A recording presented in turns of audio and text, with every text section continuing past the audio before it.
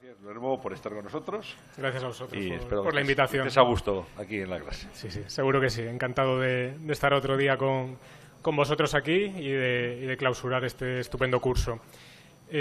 Bueno, la idea de la charla de hoy es explicaros un poco o profundizar en lo que os adelanté ayer sobre lo que hacemos en Oros Asset Management, ¿no? Voy a dedicar, si me lo permitís, 5 minutos a explicaros un poco el porqué de Oros Asset Management, el porqué el equipo gestor que formamos Alejandro, Miguel y yo nos cambiamos, nos fuimos de nuestra anterior etapa de muchos años en metagestión para montar este proyecto, ¿no? Y aquí me apoyo al final en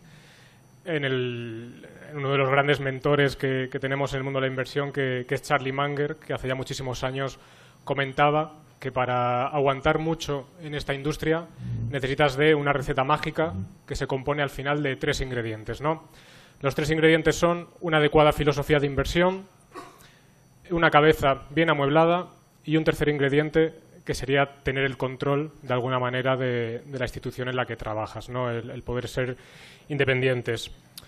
Sobre la filosofía de inversión, que es sobre lo que vamos a hablar especialmente hoy, como no puede ser de otra manera, me gustaría recalcaros que lo que os voy a contar hoy no sale de un día para otro, ¿no? Esto no ha sido un camino de rosas de descubrir un proceso desde el primer día en el que uno ya decide que se invierte de esta manera y funciona, ¿no?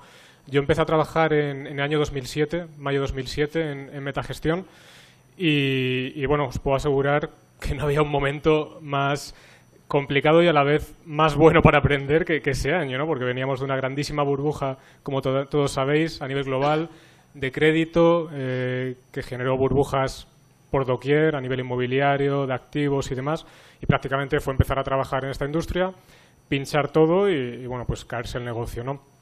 Allí la estrategia que se seguía cuando yo entré era una inversión value, pero entendida más con múltiplos cuantitativos, ¿no? Mirar las compañías cómo cotizan, mirar los múltiplos EV/EBITDA, PER, pues todos los que conocéis ya, y no mirar tanto los negocios, la industria en la que operan las compañías, ¿no?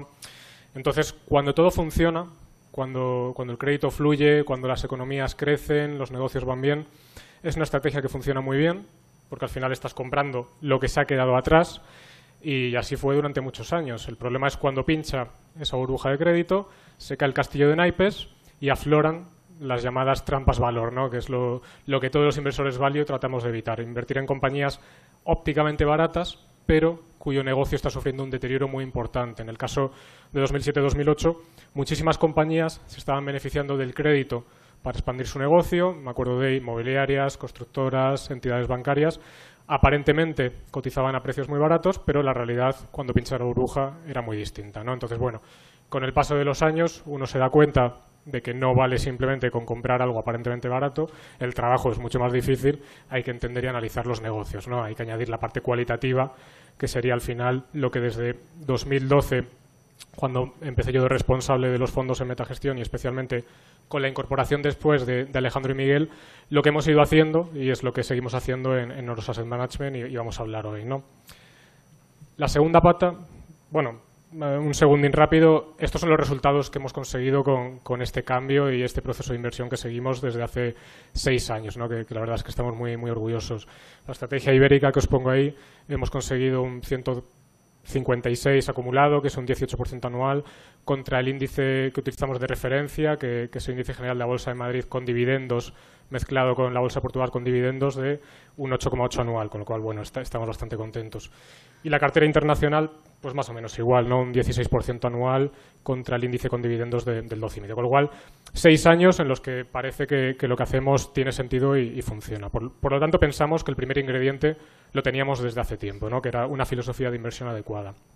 El segundo, como os decía, era tener una cabeza bien amueblada.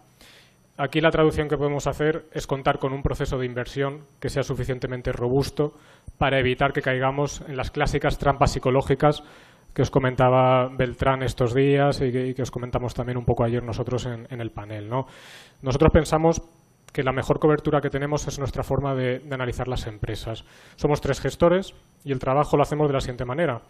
Uno de los 3 gestores se mira una compañía que puede, según el negocio, tardar desde una semana hasta varios meses, dependiendo del sector, y ese análisis que realiza lo tiene que dejar por escrito, porque así ya evitamos las trampas de no, yo en realidad estaba diciendo otra cosa cuando analizaba la compañía o pensaba otra cosa, y una vez que termina ese análisis, los otros dos gestores tenemos que hacer el trabajo de mirar ese análisis por escrito y tratar de matar la tesis de inversión, ¿no? Tratar de matar la compañía.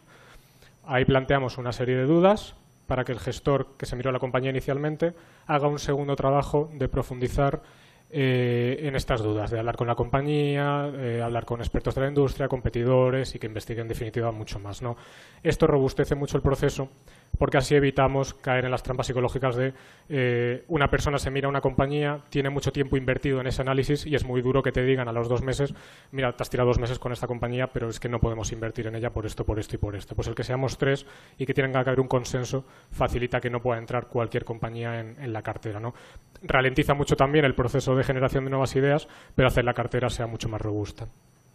Y el tercer ingrediente, que este era el que no teníamos en nuestra anterior etapa, es el control sobre el proyecto, ¿no? Es la única manera, a nuestro entender, en el que se consigue una verdadera alineación entre los intereses de los gestores y dueños de la empresa, en este caso, y los partícipes. Nosotros siempre hemos sido coinversores, como no puede ser de otra manera, de los fondos que gestionamos, pero nos faltaba el control de qué se hace con los recursos de la gestora, ¿no? Y al final eso es necesario para poder tener siempre el foco en el partícipe, en mejorar la gestión, en poder destinar los recursos a viajar, a lo que estimemos necesario. Y si queremos, por ejemplo, llegado a un punto, cerrar el patrimonio o los fondos en determinado patrimonio, pues poder realizarlo. Y eso los gestores, al final, somos los que verdaderamente sabemos dónde va a estar el límite de patrimonio que podemos gestionar, ¿no? Entonces, era un poco la necesidad que teníamos y por eso nos embarcamos en este proyecto con tanta ilusión, ¿no? Dicho esto, empezamos ya con lo que vengo a contar hoy aquí, que es cómo gestionamos en Oros, ¿no? Ayer os adelantaba un poco los 5 principios, hoy vamos a profundizar mucho más en cada uno de ellos, ¿no? Los 5 son invertir en negocios que seamos capaces de entender y visualizar dentro de unos años, que cuenten con ventajas competitivas o barreras de entrada, ahora veremos qué quiere decir eso, un perfil financiero sólido, una buena gestión de capital y, por supuesto, a un precio atractivo para invertir, ¿no?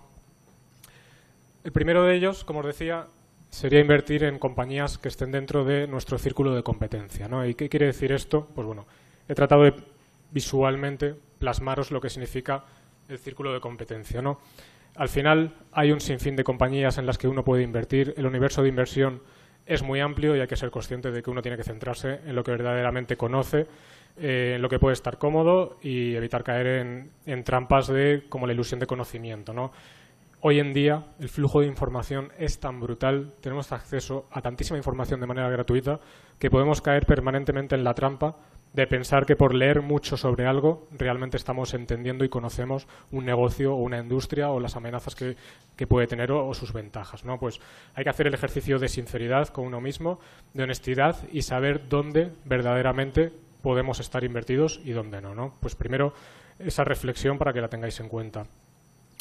Lo segundo es que por lo menos en nuestro caso vamos a tratar de evitar compañías que tengan negocios muy, muy cambiantes, por muy baratas que estén. Y aquí siempre me gusta contar el ejemplo de los móviles, ¿no? En el año 2007, la cuota de mercado de Nokia y BlackBerry, que era Research in Motion en aquel momento del mercado, era el 70%. 5 años después, esas dos compañías habían desaparecido. Hay que estar muy atentos a qué negocios pueden estar sujetos a disrupciones permanentes, que ahora profundizaremos un poco sobre este tema. Fijaros, Apple, la rentabilidad que ha tenido en los últimos 15 años, un 14.000%. Apple en el año 2013-2014 cotizaba a PER 3. Nosotros la miramos porque es que te saltaba, decías, que está regalada. Pero claro, márgenes del 50%, este tipo de negocios, y Apple tiene muchas más cosas, no es Nokia ni Research in Motion, tiene un ecosistema detrás, etcétera, etcétera. Pero no sabemos, no estamos cómodos visualizando dónde va a estar esa compañía dentro de muchos años. Entonces, por ese motivo no invertimos. Eso quiere decir centrarte en tu círculo de competencia. Y ya por último, para terminar este primer principio, me gusta hacer mucho hincapié en la que creo que va a ser la mayor fuente de errores de inversión de los próximos años para todo el mundo, que es la tecnología, o mejor dicho, las disrupciones tecnológicas. Vivimos en un mundo en el que la tecnología se está acelerando, porque se acelera de manera exponencial, y cada vez impacta más a todos los negocios y a todas nuestras vidas. Como consumidores, como usuarios, como ciudadanos, está fenomenal. La tecnología facilita nuestra existencia, cada vez hay mayores comodidades, pero hay muchísimos negocios que están sufriendo continuas disrupciones. Y esto, como gestores o inversores, nos impacta de dos maneras. La primera de ellas es que el ser humano no es capaz de visualizar las tendencias y el crecimiento de la tecnología. Nosotros tenemos lo que se llama un pensamiento lineal. Eso quiere decir que cuando tratamos de extrapolar una tendencia tecnológica, miramos lo que ha pasado los últimos 5 años y pensamos que el crecimiento va a ser el mismo ritmo de crecimiento en los próximos 5 años. La tecnología hace una curva exponencial en su desarrollo. Entonces, nuestra mente no está preparada para anticipar lo rápido que se producen los cambios. Si os acordáis, hace 3 o 4 años se hablaba de que los vehículos autónomos no iban a llegar hasta el 2030. Ya hay vehículos autónomos en el estado de Phoenix haciendo pruebas, que luego hablaremos también de ello, porque Alphabet tiene una compañía que se dedica a eso. El segundo punto es cómo aproximarnos al análisis de los negocios. Y aquí me apoyo mucho en una clasificación que hizo hace un par de años Tom Gaynor, que es uno de los gestores que más admiro, que se dedica a gestionar la cartera de inversiones de Markel, una reaseguradora de Estados Unidos. Y según él, los negocios a partir de ahora hay que clasificarlos de 3 maneras diferentes. Negocios que se van a ver y se están viendo afectados por la tecnología, que es el círculo gris grande que veis ahí, son casi todos los negocios.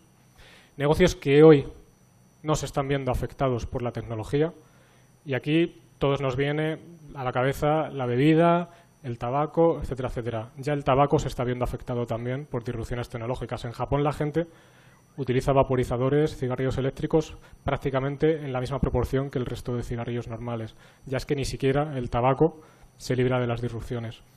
Y luego está el tercer bloque, que serían los grandes disruptores, ¿no? Los últimos años especialmente, si veis la evolución de bolsa, se habla mucho de las FANG. Nosotros somos accionistas, como sabéis, y como hablaremos más en detalle, de Alphabet.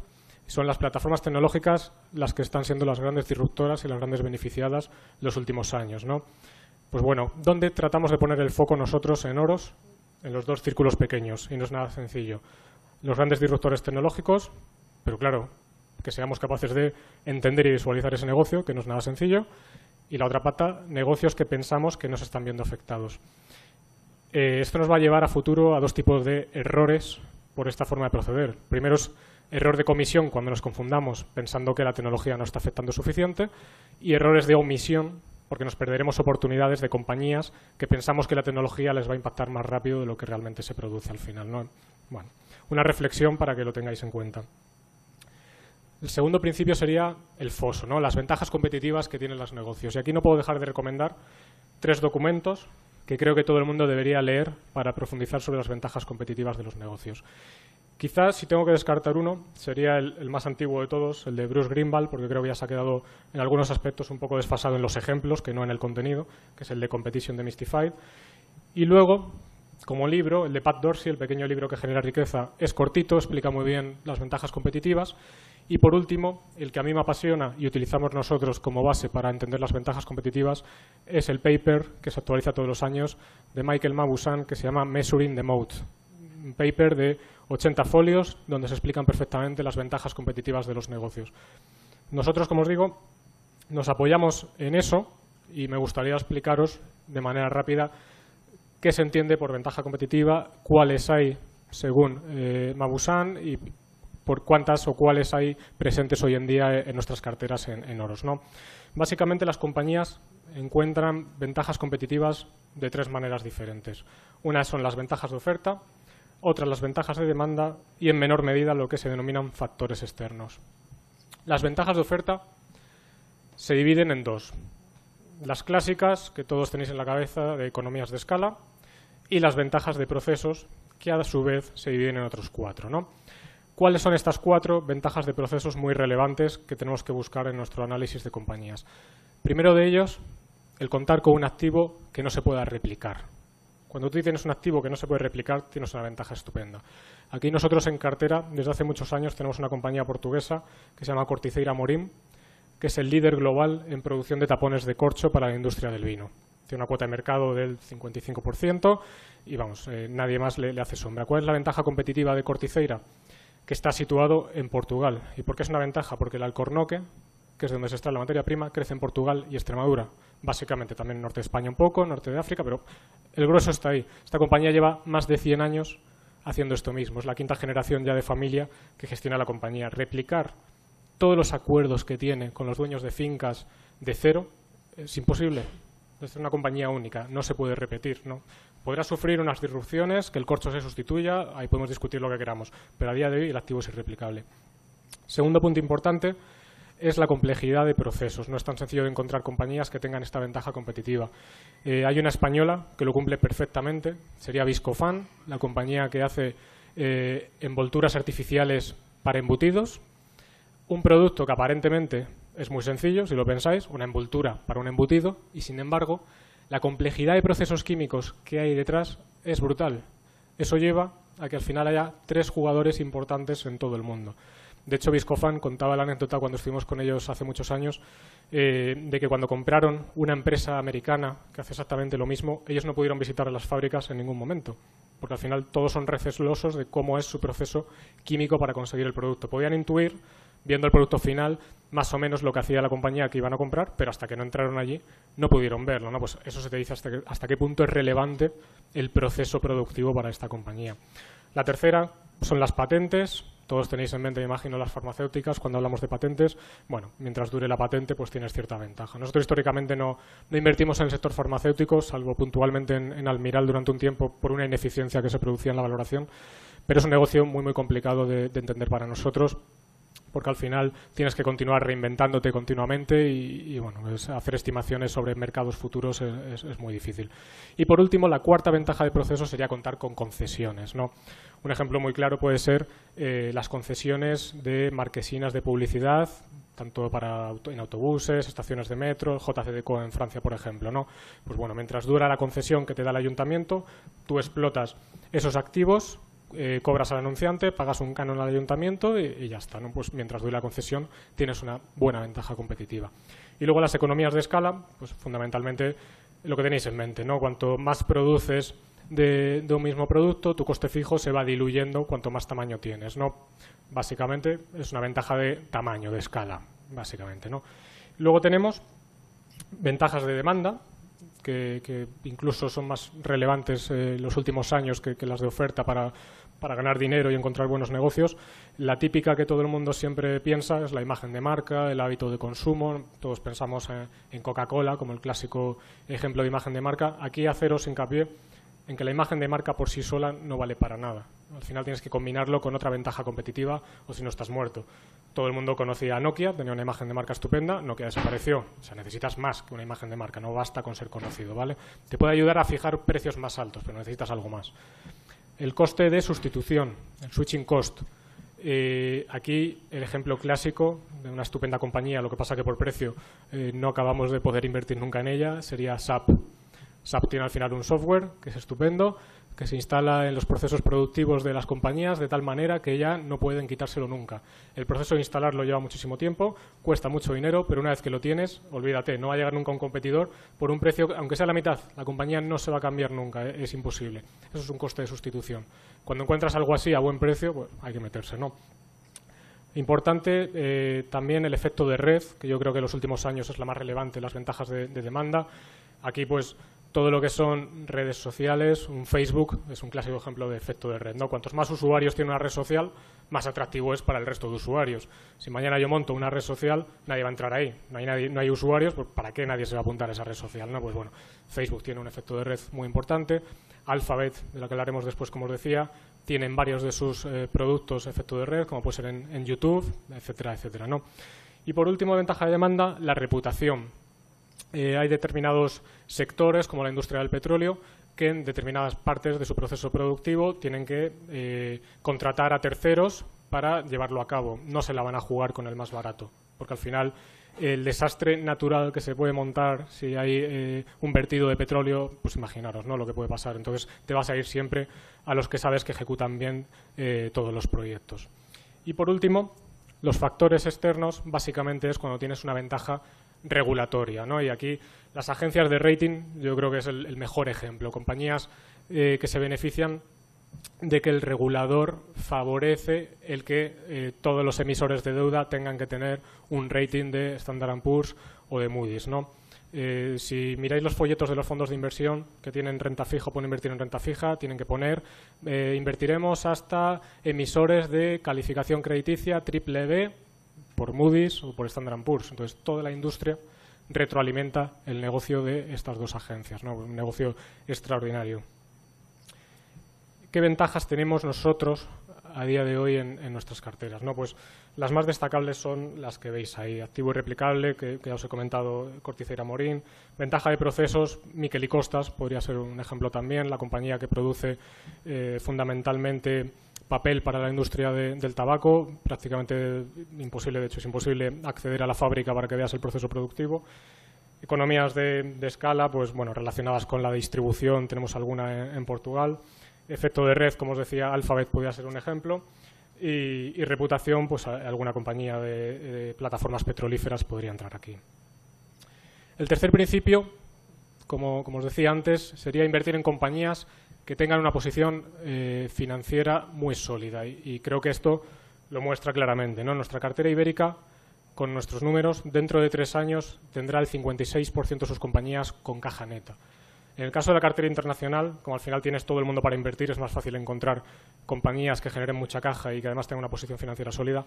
El 70% de lo que tenemos hoy en cartera tendrá caja neta dentro de 3 años, con lo cual huimos mucho de las compañías endeudadas. ¿Y qué pasa con el resto que tenemos en cartera que sí que tiene deuda? Pues bueno, casi la gran mayoría de ellas, el 85%, son compañías que pertenecen a negocios muy defensivos, muy predecibles, o, en su defecto, que cuentan con activos que podrían liquidar perfectamente para hacer frente a esa deuda. Con lo cual, es una deuda real, pero a su vez es una deuda respaldada por activos, ¿no? Aquí os pongo un ejemplo de error de inversión que cometimos hace unos años, que combina lo peor que te puede pasar hoy en día como inversor. Combinar compañía endeudada con disrupción tecnológica. Y eso nos pasó con Viacom. Viacom es la compañía dueña de los canales MTV, Nickelodeon, también de Paramount, la compañía productora de películas. Entonces, un negocio que en su momento nos parecía que estaba regalado, muy barato, generador de caja, pero no sabíamos en ese momento entender la gran disrupción que se estaba produciendo a nivel de distribución de contenidos en la industria de la televisión, la llegada de todas las plataformas de pago, de digital, de streaming, pues todo lo que tenéis en cabeza de Netflix, etcétera, etcétera. Al final ha destruido la industria tradicional del sector de la media. De hecho, nosotros no invertimos desde entonces, lo tenemos muy claro además, y prácticamente nunca habíamos invertido en Antena 3 y Telecinco por este mismo motivo, porque no somos capaces de visualizar el panorama de la tele dentro de unos años, ¿no? Pues Viacom al final tuvimos que asumir el error de inversión, perdiendo como un 35-40%, y menos mal que lo asumimos, porque luego cayó otro 50% adicional desde nuestra venta, ¿no? Pues otra lección, una vez que tienes claro que te has equivocado, asume pérdidas y ya por otra cosa, ¿no? Tendrás que recuperarlo con otra idea de inversión que sea suficientemente buena para compensar. El cuarto principio sería, como os decía, ir de la mano de gestores de capital, idealmente que lo hagan bien, en su defecto que no destruyan valor para sus accionistas. Y os pongo aquí el ejemplo de algo que fue bastante sonoro en su momento. Nosotros teníamos en nuestra anterior etapa como principal apuesta en nuestro fondo ibérico y con peso relevante en la cartera internacional la Socimi de LAR Real Estate. Estábamos muy convencidos de nuestra tesis de inversión, lo que iba a pasar con la recuperación del consumo, cómo los centros comerciales se iban a beneficiar, la compresión de yield de los activos que LAR tenía en cartera, todo eso se cumplió. Sin embargo, no contábamos con que los directivos se dedicaran a hacer ampliaciones de capital superdilutivas para los accionistas y comprando activos que no iban a aportar ningún valor a esa cartera, ¿no? Inicialmente esta compañía hizo una ampliación de capital con un poquito de descuento para comprar un activo en el norte de España, que es verdad que era un poco más rentable que el resto de lo que tenían en cartera, con lo cual los argumentos, cuando nos lo explicaron por qué lo habían hecho, nos convenció bastante. Pero luego empezamos a ver cosas un poco raras que no supimos prever. Por ejemplo, cómo funcionaban los variables que cobraban ellos por la gestión del vehículo, ¿no? Se tenía en cuenta, para que os hagáis una idea, la revalorización de los activos que compraban con la ampliación de capital, pero no se tenía en cuenta el efecto dilutivo que esa ampliación de capital tenía para los accionistas, con lo cual era el mejor de los mundos para ellos, ¿no? Entonces, eso nos empezó a chirriar, estábamos ya discutiendo si tenía sentido o no salir de la compañía y, mala suerte o no, la semana siguiente anuncian otra ampliación de capital, esta vez con un descuento del 20% sobre el NAV de la compañía, una dilución brutal, para comprar un activo encima peor de lo que tenían en cartera, mucho menos rentable. Entonces, claro, ya ahí no entendimos nada, nos sentamos con ellos y bueno, salimos con la sensación de que las cosas no se hacían pensando en el accionista y asumimos que íbamos a salir perdiendo dinero en esta compañía sabiendo que valía mucho más, pero ¿quién nos garantizaba que no se volviera a hacer algo a posteriori en la misma dirección, ¿no? Entonces, bueno, pues nos salimos y ya está, es lo que hay. ¿Qué es lo que ejempliza la gestión de capital que se ha hecho en el caso del AR en relación a otras alternativas, ¿no? Para que veáis el coste de oportunidad de estar en un vehículo donde la gestión de capital no acompaña a los accionistas. Os pongo primero la evolución de esta SOCIMI con respecto a nuestra cartera desde su salida a bolsa. LAR se revalorizó en torno al 6% anual, nuestra cartera un 11,5% anual. Esa es nuestra referencia de base, ¿no? Pero si comparamos con su sector, que al final es lo que tiene más sentido, desde la salida de Hispania, que fue un poquito después, LAR se revaloriza un 4,5% anual versus un 18% anual de Hispania. Ahí ya empieza a notarse un poquito dónde están las cosas. Si ya cogemos el resto, que salen sobre todo en julio de 2014, pues es un 7,5% anual versus casi un 20% de Hispania, un 18% de Axiare, un 14% de Merlin. Nosotros fuimos accionistas de Axiare prácticamente desde el principio, salimos ya con la OPA, una inversión estupenda. De Merlin también hemos sido accionistas durante mucho tiempo y también fenomenal. Al final la tesis en todas se ha cumplido, pero esa es la diferencia de una buena gestión de capital o que te destruyan valor. ¿Qué nos gusta? Pues una compañía que creo que ayer os comentó un poco también Alejandro, también coincidimos con él en esta en True Value. Nosotros se la dimos hace un tiempo a David Einhorn y a Moniz Pabrai en su cartera y bueno, son dos referentes para nosotros, le echamos un vistazo y tiene todo el sentido, ¿no? Son excelentes gestores de capital. AerCap se dedica al leasing de aviones, uno de los líderes globales y, por ejemplo, ¿qué nos gusta? Pues que esta compañía hace unos años, 2013-2014, amplió capital a una vez valor de su flota para comprar la filial que tenía AIG, la aseguradora que en su día tuvo que ser rescatada y demás, de leasing de aviones con descuento sobre esa flota. Pues ahí hay un valor para el accionista hacer eso, ¿no? Y luego, además, los últimos 3 años no encuentran alternativas mejores que su cotización. La compañía, no entendemos por qué, cotiza con descuento sobre su valor en libros y lo que están haciendo continuamente y cada vez más es recomprar acciones propias. Esto sí nos gusta, esto crea valor para los accionistas. Y encima, si está barata, pues mejor que mejor todo. Y el último punto, obviamente, el precio. Todo lo anterior está muy bien, el análisis cualitativo, pero a un buen precio o si no nos va a dar igual todo lo que he dicho porque no vas a ganar dinero. Y aquí entra el margen de seguridad, ¿no? A los inversores value nos gusta contar mucho el ejemplo de lo que hacían en la época del Imperio Romano con los arquitectos de los arcos romanos, ¿no? Pues cuando terminaban la obra y quitaban ya los soportes, digamos, de la estructura, obligaban al arquitecto a ponerse debajo del puente cuando se quitaba todo para asegurarse de que él iba a hacer las cosas con un margen de seguridad suficiente, porque obviamente si no el resultado para él podía ser bastante malo. Eso es el margen de seguridad, no es otra cosa, cubrirnos de todo lo que puede salir mal. Lo que os adelantaba un poquito ayer y hoy profundizamos un poco, ¿qué tenemos o cómo lo tenemos que poner en práctica? Modelos sencillos, olvidaros de modelos complejos, tiene que estar suficientemente barato para que nos entre metiendo 4 números, no hay que complicarse más la vida.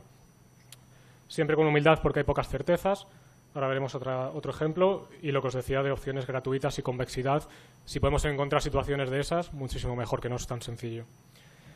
¿Qué es un modelo sencillo para nosotros? Creo que os conté también un poquito ayer. Al final nosotros, no con todas las ideas de inversión, porque no todas las compañías se pueden valorar igual, pero cuando no haces una valoración de suma de partes, que sería la más diferente, nosotros utilizamos generación de caja de la compañía versus al valor de la empresa, ¿no? Y lo que hacemos es hacer un modelito sencillo a 3 años, cuánto va a cotizar la compañía dentro de 3 años y normalizando la generación de caja del tercer año para el cálculo de este número. ¿Qué quiere decir esto? Hay compañías que a lo mejor ahora mismo están en una fase de expansión, están invirtiendo mucho en crecimiento, pero no siempre va a ser así. Habrá un momento que tienes que tener en cuenta simplemente el CAPEX o las inversiones de mantenimiento del negocio. Pues es el ejercicio, una de las cosas que tenemos en cuenta para normalizar el flujo de caja. Luego también los márgenes pueden estar viéndose diluidos por gasto en contenido de vídeo, en el caso de Alphabet, por ejemplo, para YouTube, u otras variables que tampoco son recurrentes en el momento que tengamos que normalizar, ¿no? Y bueno, en la otra dirección también. A lo mejor la tasa fiscal hoy es absurdamente baja y luego tienes que normalizarla al alza, no todo es para bien, ¿no? Pues ese es el ejercicio que hacemos. A día de hoy, la cartera, nuestro fondo ibérico de Euros Value Iberia, cotiza a 8 veces dentro de 3 años y la cartera internacional a 6 veces. El segundo ejercicio que hacemos una vez tenemos claro con nuestro modelo cuánto están cotizando las compañías es cuánto deberían estar cotizando. Porque así ya calculas cuál es tu potencial teórico para los próximos 3 años, ¿no? Es un poco la idea de lo que buscamos. Y aquí la discusión es si un negocio es de muchísima calidad, estaremos dispuestos a pagar hasta 18 veces. Alphabet para nosotros es un ejemplo que hoy tiene muchísima calidad y estamos dispuestos a esas 18 veces. Compañías con negocios y productos pocos diferenciables, donde no hay grandes ventajas competitivas, nos vamos a 11 veces. Y aquí entramos en las materias primas fundamentalmente, ¿no? Donde tienes un producto que no puedes diferenciar de lo que hace el otro porque una materia prima es una materia prima. La humildad, lo que os decía, ser siempre muy conservadores con vuestros números. Aquí me gusta contar siempre el ejemplo de una inversión que todavía tenemos en cartera, que es Booking.com. Todos habéis usado Booking alguna vez, una excelente plataforma y un excelente producto con un efecto de red gigantesco. Los usuarios usamos Booking porque ahí están todos los hoteles y todos los hoteles quieren estar en Booking porque ahí vamos todos los usuarios, ¿no? Esa es un poco la idea. Esta compañía lleva creciendo a tasas del 20 y pico % muchísimos años. Nosotros en el año 2014 la veíamos que llevaba un tiempo cotizando en $1.000, que el negocio seguía creciendo y nos parecía que estaba barata, pero ¿cuánto de barata? ¿Cómo estás seguro que esto puede crecer a un 25 y no a un 20 o a un 15? ¿no? Entonces hicimos un ejercicio inverso que muchas veces está muy bien. Cuando no estás cómodo con tu valoración, dale la vuelta al tema. ¿Qué está descontando el mercado ahora mismo para esta compañía? Hicimos ese ejercicio para Booking y el mercado descontaba un crecimiento de ingresos del 3% para los siguientes años, cuando venía creciendo a tasas del 25%. O sea, no tenía ningún sentido. No sabíamos si iba a crecer al 15, al 20 o al 25, pero desde luego no al 3. Entonces la pusimos como una de las principales apuestas de nuestro fondo, invertimos en $1.000, hoy está por encima de 2.000, 4 años después, ¿no? Y seguimos siendo accionistas, aunque ya tiene un potencial muchísimo más reducido. Pues cuando tenemos dudas si estamos siendo conservadores o no, dadle la vuelta a la resolución del problema, preguntad al mercado qué está descontando y podemos llegar a esto. Y el tercer punto, como os decía, que a veces es maravilloso encontrar ideas de inversión donde te llevas muchísimas cosas gratis, donde hay una convexidad brutal. El riesgo de pérdida es muy limitado, la oportunidad de ganancia es enorme, ¿no? Esta que imagino que también ayer Alejandro, que es la otra con la que coincidimos con él y hemos comentado varias veces, que es Kexen Investments, sería un ejemplo clarísimo. Compañía con un margen de seguridad enorme. Tenemos otra que es Asia Standard International, que todavía nos parece que está más barata que Kexen, pero Kexen incluso te parece más flagrante por donde tiene los activos, ¿no?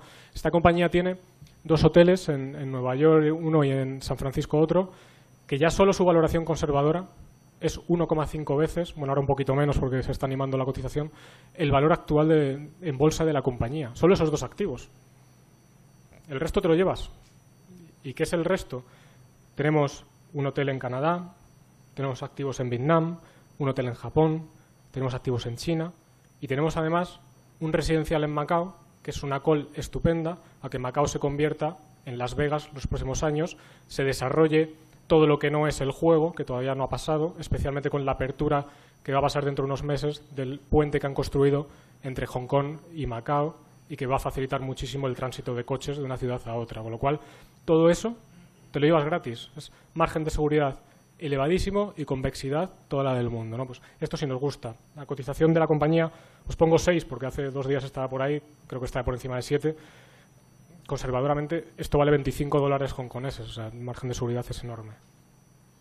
Como dice, Monish Pabrai, lo ideal es buscar situaciones de cara gano, cruz pierdo muy poco, ¿no? Eso es lo que deberíamos buscar, que no siempre es tan sencillo. A modo de resumen rápido, para que veáis la estructura de nuestras carteras, como os decía, tenemos 2 fondos de inversión, Euros Value Iberia y Euros Value Internacional.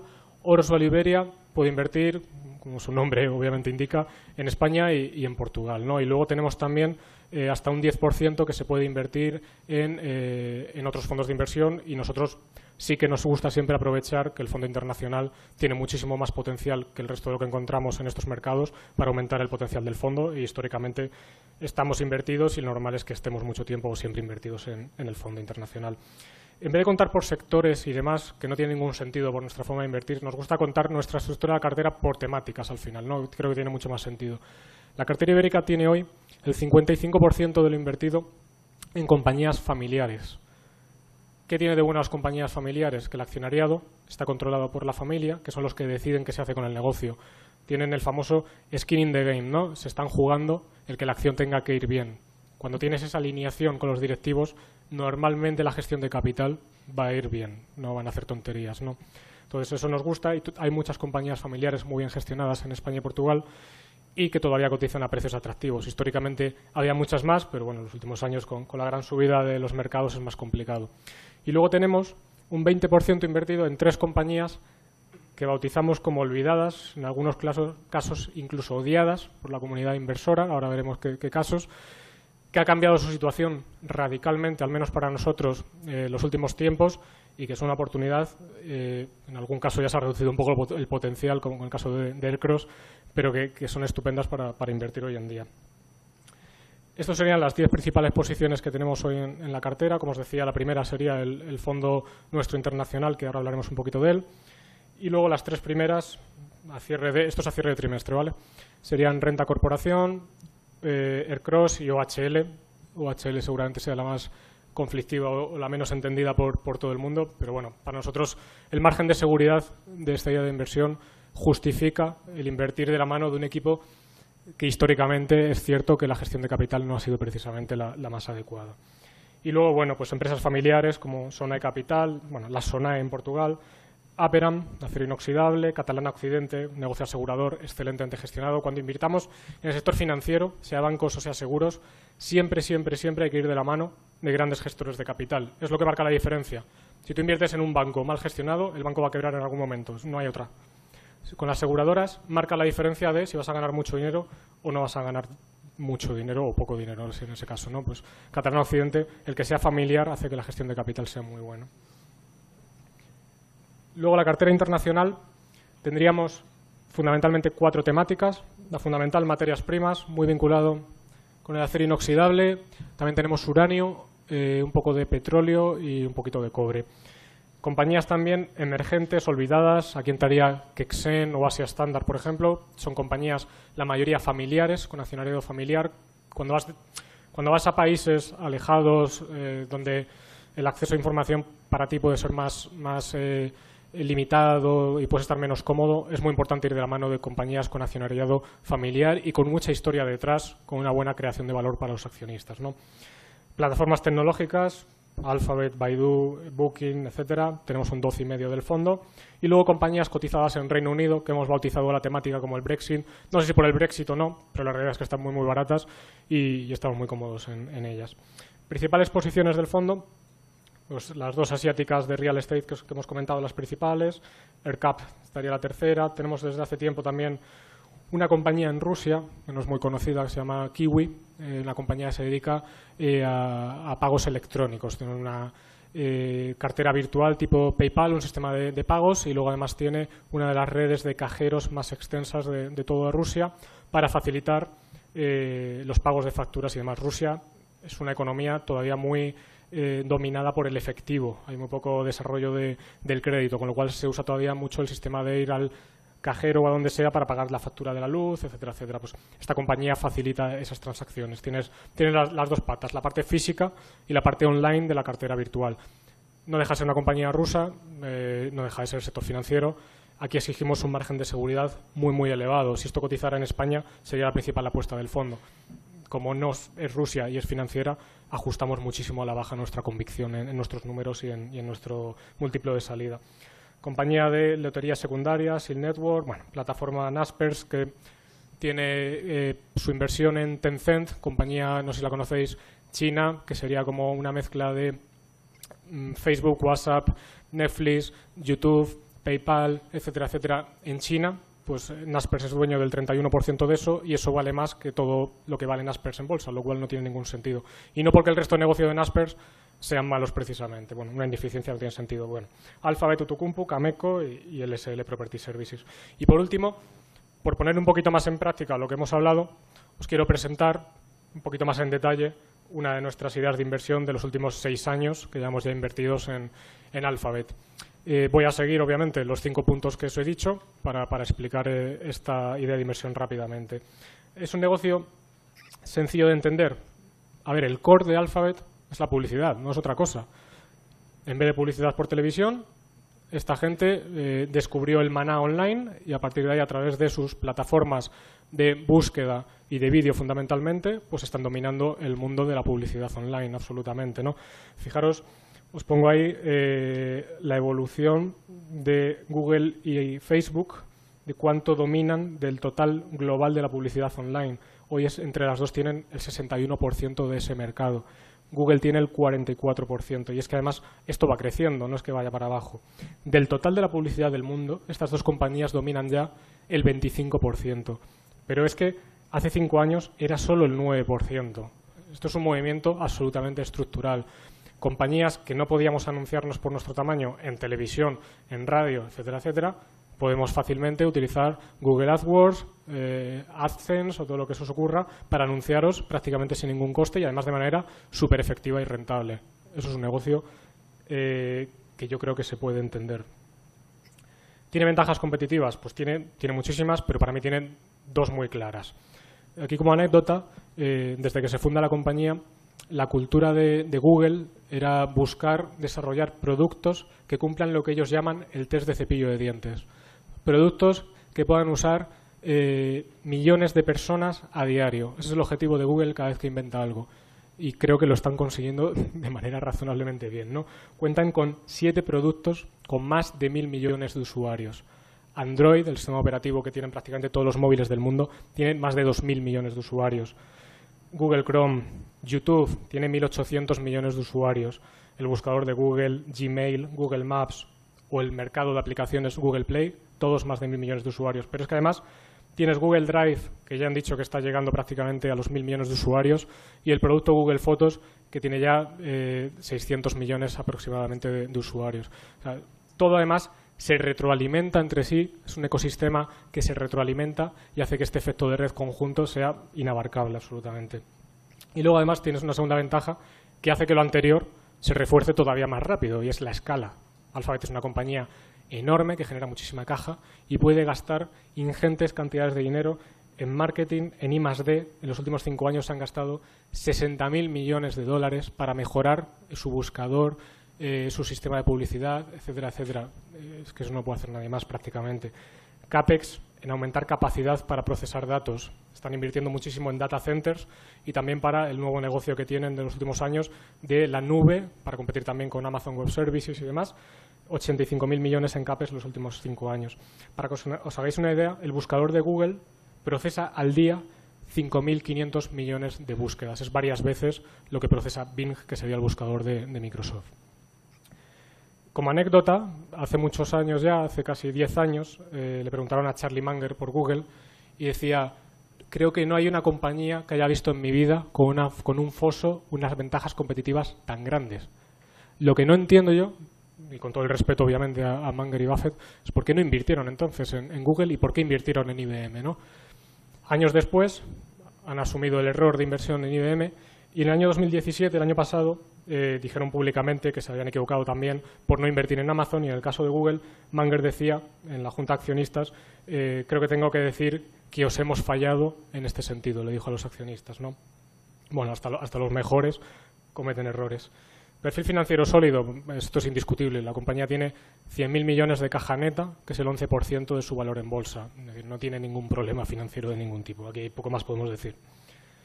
Gestión de capital adecuada. Históricamente se les critica muchísimo, no entiendo por qué, que la gestión de capital va un poco de la mano de los caprichos de Larry Page y Sergey Brin. Ahora hablaremos también de las otras apuestas de Alphabet. Y estas son algunas de las operaciones que han hecho en los últimos años.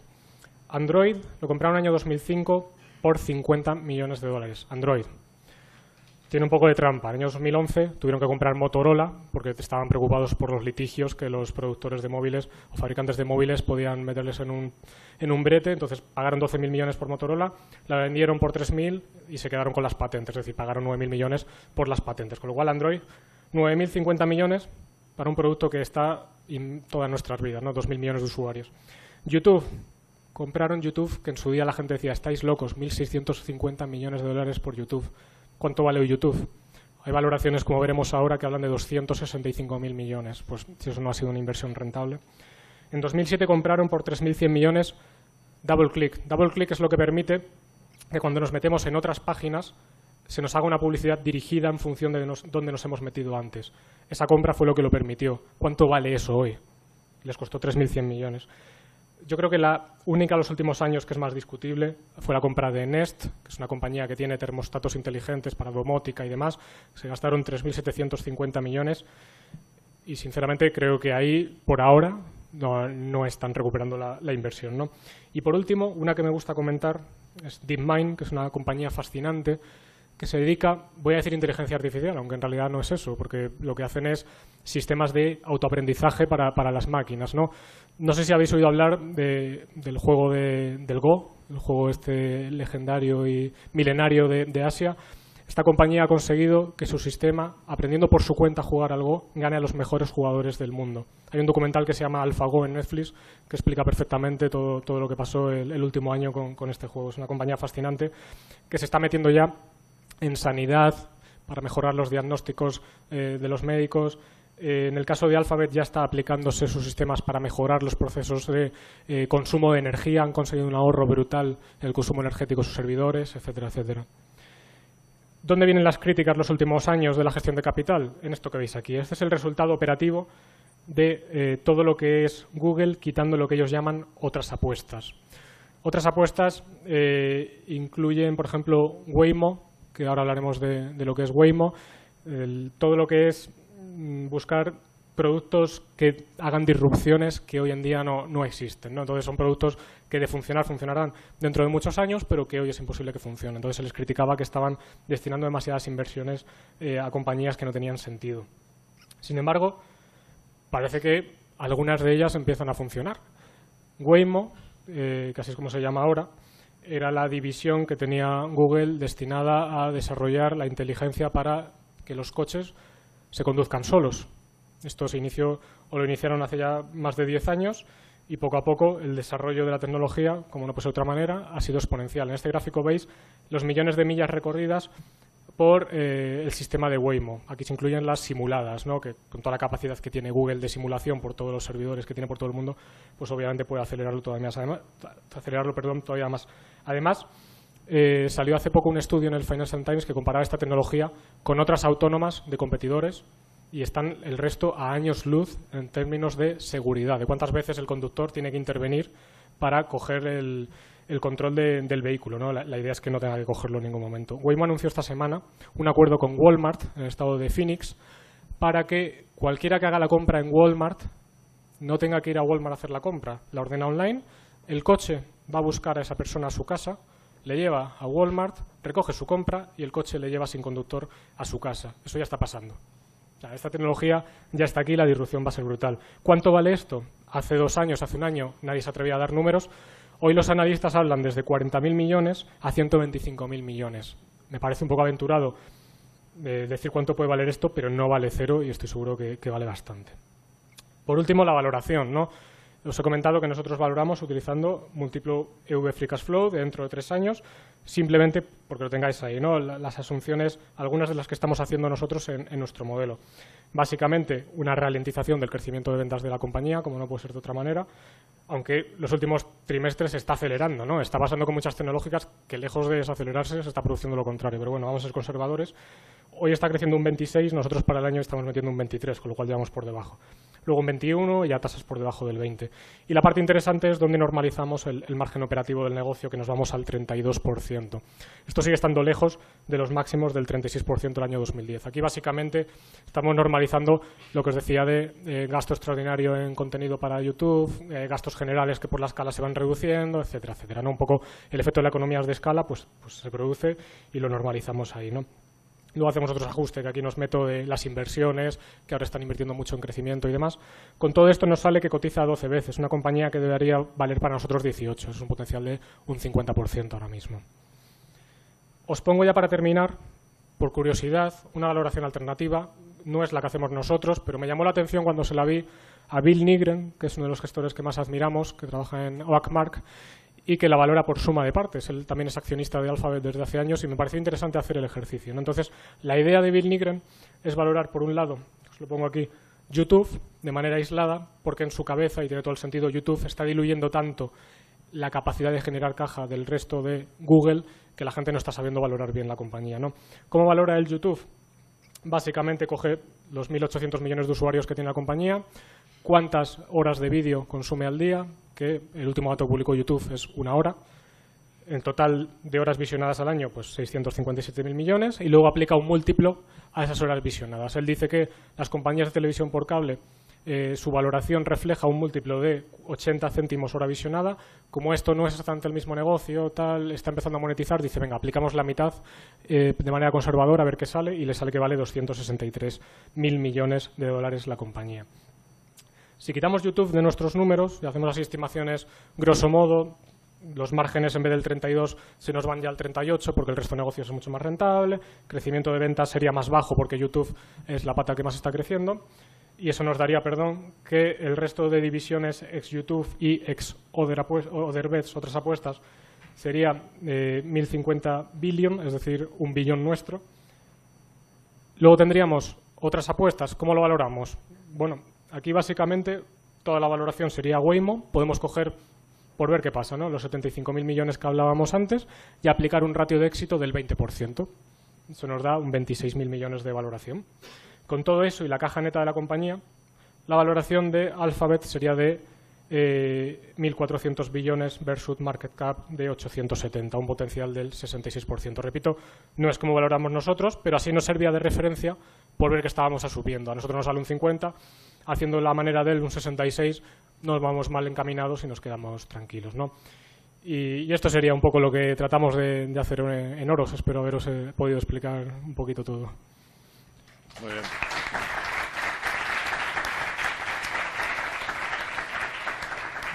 Muchas gracias, Javier. Vamos a abrir el turno de preguntas. Tenemos... Sí, esto funciona, así que lo paso. Ahí, en la tercera fila tienes la primera noticia. En relación a las ventajas competitivas que hablaste antes, y específicamente a las patentes, ¿conoces algún caso donde la patente haya expirado y luego la empresa haya sido capaz de mantener el punto competitivo con otro caso de lo que has comentado? Bueno, en el caso de las farmacéuticas, las más grandes al final son las más defensivas en ese sentido, ¿no? Porque tienes más capacidad para estar invirtiendo continuamente en nuevos medicamentos y es más fácil que, si te afecta una patente, tengas capacidad para sacar una nueva de manera más continua y recurrente. Pero aquí el riesgo viene sobre todo de las más pequeñas que dependen más exclusivamente de algunos productos, ¿no? Es un poco la idea. Hola, muchas gracias por la conferencia, muy interesante. Tenía dos preguntas. Quería saber, has dicho, por ejemplo, en el caso de ERCAP, que desconocíais un poco, que te extrañaba y desconocíais el motivo de la infravaloración. Entonces, quiero decir, ¿cómo manejas emocionalmente, digamos, el desconocer el motivo por el que una inversión está infravalorada? Quiero decir, no sé. Y la segunda pregunta, a ver, la liquidez del Oros Iberia, si nos podías decir cómo estaba ahora. Gracias. Gracias a ti. Voy primero a la segunda. Hoy en día estaríamos en torno al 15% más o menos. Al cierre del trimestre es verdad que puntualmente, que es lo que hemos publicado, estaba por encima del 25%, pero estamos en torno al 15% más o menos, y yo creo que razonablemente se puede mantener por ahí. Sobre cómo enfrentamos el hecho de que las compañías estén baratas y tengamos la capacidad o el valor de invertir en ellas y que se nos está escapando a nosotros que el resto está viendo, o viceversa, pues al final haces el ejercicio de ponerte en el otro lado. Por eso te decía, os explicaba el proceso de inversión, de que los otros dos gestores traten de matar la idea, ¿no? Pues obviamente tratamos de ver qué piensa el resto, que nosotros no estamos viendo que sea tan negativo para justificar una valoración tan barata. En el caso de AirCap, los motivos que se suelen dar es que va a haber una compresión de yields entre lo que les cuesta financiarse y lo que sacan por el alquiler, o que puede haber un poquito más de competencia, pero bueno, incluso en escenarios que podemos llamar negativos, no sale, la compañía sigue estando muy barata, ¿no? Pues al final vas haciendo ejercicios de sensibilidad, miras cuál es para ti el escenario más negativo, cuánto puedes perder en ese escenario, y es otra manera de cubrirte de si tú te estás equivocando, cuánto perderías. Un poco es lo que tratamos de hacer. Javier, sí, Roberto. Felicidades por la presentación.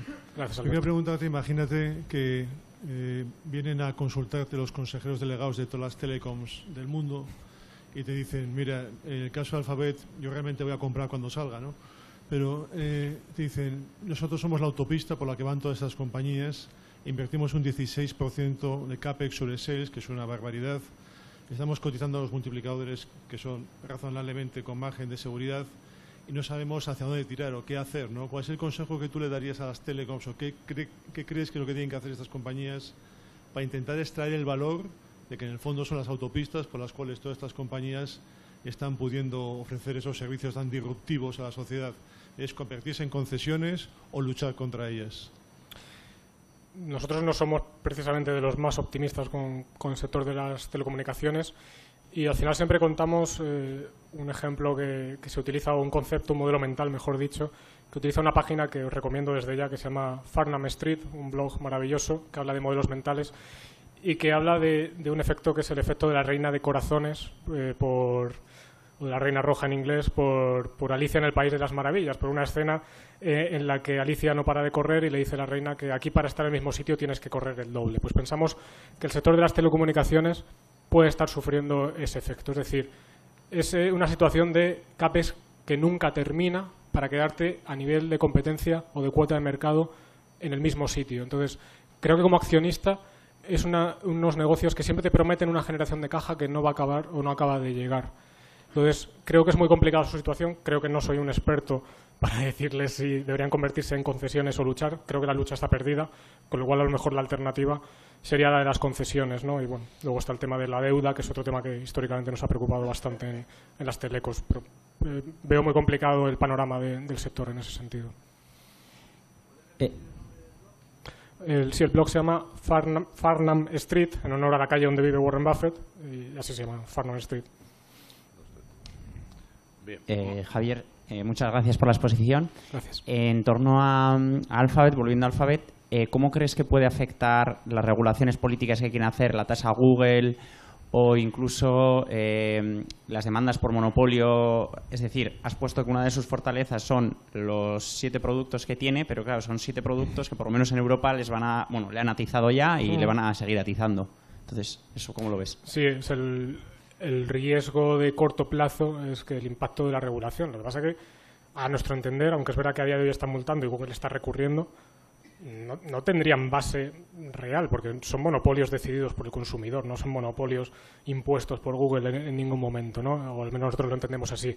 Dicho esto, el regulador interpreta como quiere la competencia y seguramente van a tratar de meter mano de alguna manera, y sí, es un riesgo que hay que monitorizar y ver sobre todo el impacto real que puede tener. Cada día de hoy está siendo, entre comillas, más simbólico que otra cosa a nivel económico, pero sí, de corto plazo ese es el riesgo de la compañía.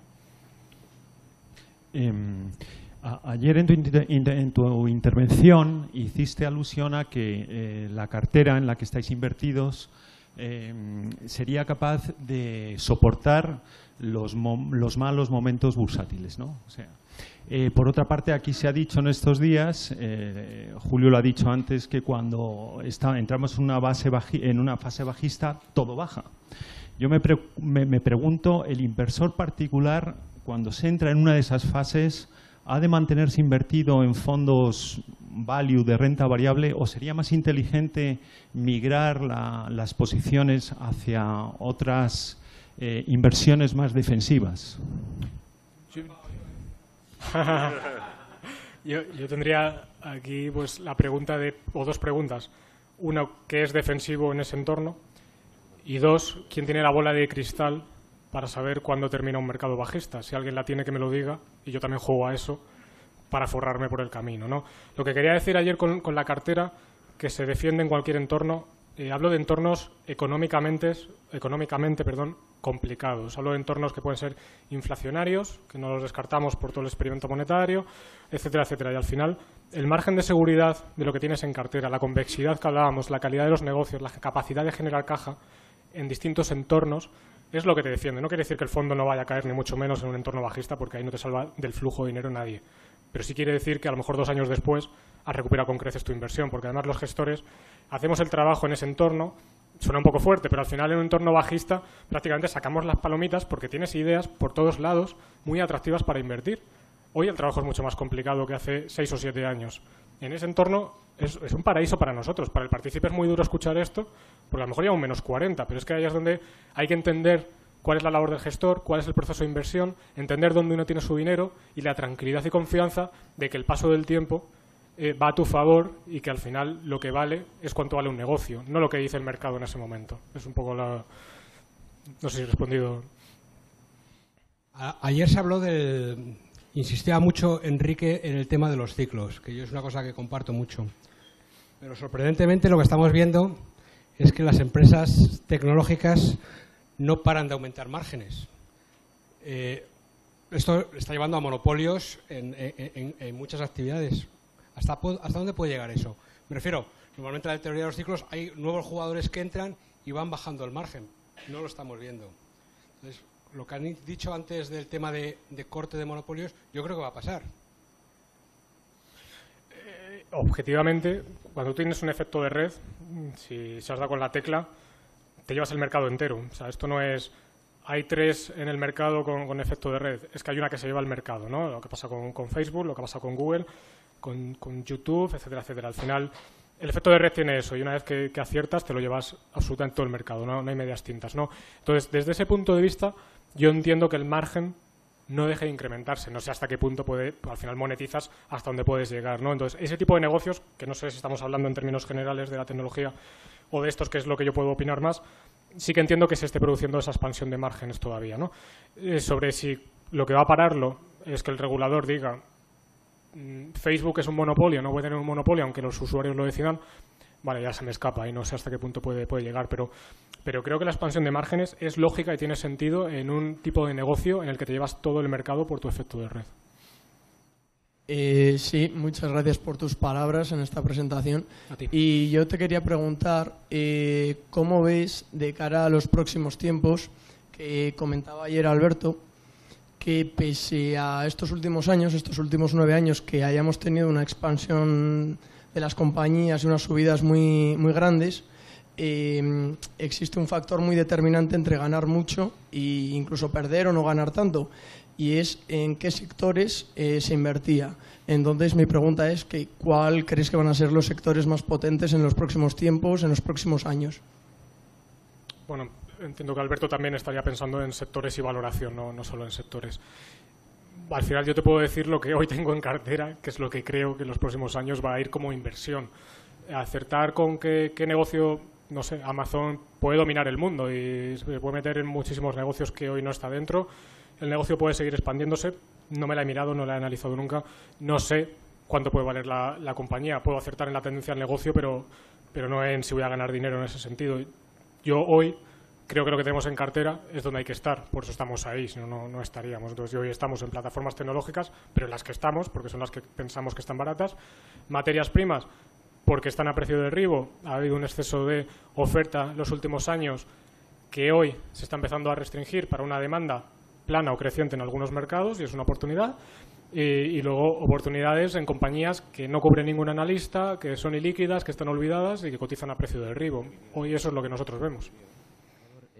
Quería saber, por ejemplo, ahora que has contado el tema de Facebook y de la publicidad online, bueno, yo siempre me he preguntado que en España tuvimos una Facebook que estaba aquí en España y solo, bueno, pues tenía sus cosas positivas y negativas, supongo. Y no fueron capaces de rentabilizarla, de hacerla rentable. Entonces yo invierto a través de fondos porque no me veo capaz de aguantar la volatilidad y eso, pero me gusta igual entender un poquito, o sea, yo lo de Facebook y tal de publicidad, pues visto lo que pasó, o sea, que no eran capaces de rentabilizar hasta que, bueno, la vendieron a Telefónica y ya está. Esa es la primera. Y la segunda y última ya pregunta es... perdón, se me ha ido. ¿Por qué no aprovecháis pregunto yo, ¿por qué no aprovecháis el tamaño de los fondos, que igual es un poco más reducido que el del resto, para hacer inversiones, o sea, hablando técnicamente, para reventarlo? Gracias. Vale. Sobre el primer comentario de Twenty y Facebook, cuando tú tratas de convertirte en un Facebook, por poner ese ejemplo, empiezas perdiendo dinero. Tu objetivo único es tener la mayor red posible de todas. Monetizar es lo segundo. Ganar dinero es lo segundo. Entonces, la primera batalla que tienes que tener es aguantar el pulmón para ser el único que queda. Twenty era un mercado local. Facebook era todo el mundo. Era algo irremediable. Entonces, eso es más o menos lo que suele pasar con todos los negocios de efecto de red, ¿no? Y lo vemos igual ahora con las plataformas colaborativas de coches, en Uber, Cabify, etcétera, etcétera. O sea, no ganan dinero ninguna. La batalla hoy no está en eso, está en ganar la escala y ser tú el que se queda, ya está. Y luego ya veré cómo gano. Y respondiendo a la segunda pregunta de sacarla del estadio y ahora que somos más pequeños y demás, nosotros somos muy agnósticos en tema de... que diría a lo mejor, ¿por qué no vais solo a compañías ilíquidas y os olvidáis, ¿no? Y dos motivos. Primero, la iliquidez es algo que nosotros siempre tenemos en nuestra cabeza. Yo personalmente he vivido un 2008. Te aseguro que tener flujos de salida de 10 millones diarios es muy complicado de gestionar. Te debes a tu partícipe en todo momento y al que se queda contigo, si tienes esa salida de dinero, le estás perjudicando si lo que tienes es ilíquido y tienes que salir de ello corriendo.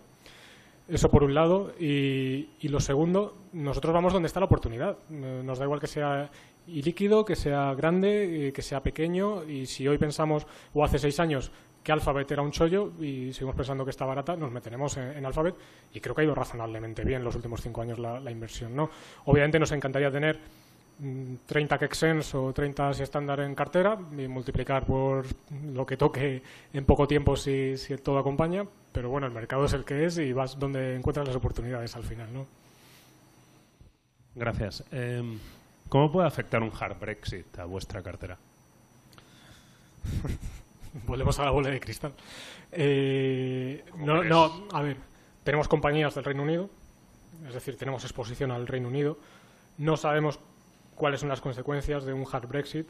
A corto plazo, sí, puede ser malo para la economía del Reino Unido. A largo plazo, según lo hagan, incluso puede que sea bueno y se vuelvan más competitivos, bajen impuestos y nos pongan a Europa la cara colorada por la gracia del movimiento, ¿no? Lo que tenemos hoy en cartera está tan absolutamente barato que el margen de seguridad es tan alto que a lo mejor la diferencia es, en vez de ganar, me invento los números, en vez de ganar un 200, ganamos un 100 con lo que tenemos en cartera. Bueno, pues el margen de seguridad y hacer tu ejercicio de números muy conservadores es lo que nos va a proteger de esa potencial impacto a corto plazo del Brexit. Luego, si se produce ese hard Brexit, oye, pues a lo mejor el mercado británico lo hace muy mal en bolsa y que ya lo está haciendo, o sea, no sé cuánto habrá descontado de eso, y miraremos más oportunidades. ¿Y la exposición a la libra? No cubrimos divisa. No, al final, el coste de estar cubriendo los negocios, muchos de los que tenemos son globales. O sea, ¿cómo cubro la divisa de Alphabet? No puedo cubrirla, es global, aunque cotice en dólares. Su negocio al final se autocompensa. Y luego a largo plazo, si tienes una visión de que las divisas no es el mejor de los mundos y a largo plazo todas van a ir mal, pues bueno, yo creo que mientras estés en países desarrollados se va a compensar a la larga todo. Gracias, Javier. Yo la pregunta que os haría sería dos. Tú eres un gestor veterano a pesar de ser muy joven. Digamos, has vivido la crisis. Muchos gestores actuales no han vivido crisis. Y dado que ya llevas cierto tiempo en el mercado, yo te haría la pregunta de cómo ha evolucionado tu forma de gestionar y de analizar empresas desde el principio. Y la segunda pregunta era que estabas en un mercado cada vez más disruptivo. Si pensáis, digamos, en el equipo, digamos, introducir especialistas en determinadas materias, como pueden ser algún tipo de ingeniero, algún tipo de persona que se dedique a analizar tendencias de consumo, o si pensáis que es mejor subcontratar estos servicios a especialistas. Gracias. Gracias a ti. Sobre lo primero, bueno, más o menos lo respondí al principio de la ponencia, ¿no? Yo inicialmente era todo valorarlo por múltiplos, sin importar los negocios. Al final no tiene ningún sentido invertir así. No cambia, o como debería analizarse las compañías, es sota caballo rey, es entender el negocio, entender la industria en la que opera, ventajas, cómo está gestionada y precio, ¿no? La evolución ha sido esa, no ha habido otra. Antes solo mirábamos los múltiplos, ahora cualitativo y a buen precio. Sobre el sentido de lo que comentas, es verdad que cada vez tienes que estar más pendiente de muchísimos más cambios. Como os decía, esto es exponencial. En el equipo somos 3 personas. Objetivamente vas con la lengua fuera todos los días para llegar. Y esto es un sector donde son horas de trabajo, no hay más secreto. Entonces, sí, tiene todo el sentido lo que comentas. No sé la fórmula, yo creo que la fórmula para nosotros por forma de trabajar tiene más sentido. Cosas que nos interesen, subcontratar o tratar de hablar, que lo hacemos también, ¿no? Pues con analistas especialistas en alguna industria, tratar de hablar con las compañías directamente para que ellos te pregunten, y te llevas sorpresas muchas veces positivas y negativas, desde compañías que es que no tienen ni idea de dónde están yendo el mundo, no voy a decir nombres, pero del sector asegurador, una compañía hablando sobre el impacto del vehículo autónomo sobre su negocio y no lo tienen ni en el radar. Pues mira, eso hablando con esa compañía, pues también vas aprendiendo dónde están las cosas, ¿no? Sí, cada vez vamos a tener que tirar más de asesores externos, seguramente, sí. Muchas gracias por la charla, muy enriquecedora. Gracias. Me gustaría, mira, yo te he oído hablar de 2 blogs, esto lo digo para nuestra formación, sí, ¿no? Para claro. ayudarnos. Uno, el de Farland Street, y de algún gestor que es referente o que te gusta mucho, como Bill Nigren. ¿Nos podrías decir algún blog más o algún gestor Bueno, Bill referente? Nigren al final no es un blog, No es una persona. ¿Ya? Claro, al Entonces, final es leerte, más que blogs, lo suyo es ver los gestores que mejor lo hacen en el mundo y leer sus cartas, porque es una fuente de aprendizaje enorme, ¿no? Bill Nigren es uno de ellos. Por supuesto, todo lo que escribe Howard Marks, que mensualmente más o menos escribe un memo. Hay que leer todo lo que ponga este hombre porque es un pozo de sabiduría que es sin fondo. Y luego, así, cosas diferentes. David Einhorn, a mí particularmente me gusta mucho lo que cuenta y cómo escribe. No le está yendo muy bien los últimos años por su apuesta corta contra precisamente las FANG, ¿no? Las tecnológicas, pero me parece un analista como la copa de un pino, ¿no? Pues es otro que me encanta leer todo lo que escribe. Luego, páginas así más donde se pueden encontrar ideas curiosas. El Value Investing Club es una página donde puedes ver gratuitamente, con retraso de 30 días, que tampoco importa nada, ideas de inversión que la gente va escribiendo allí. Y Asia Standard International la sacamos de ahí, no voy a ocultarlo. Al final tienes que ir de todos lados donde puedas sacar. Seeking Alpha es un sitio interesante donde se puede sacar también ideas de inversión. Esto sería más o menos donde... Y luego en Twitter seguir a gente estupenda que comenta ideas de inversión, pues también, por supuesto.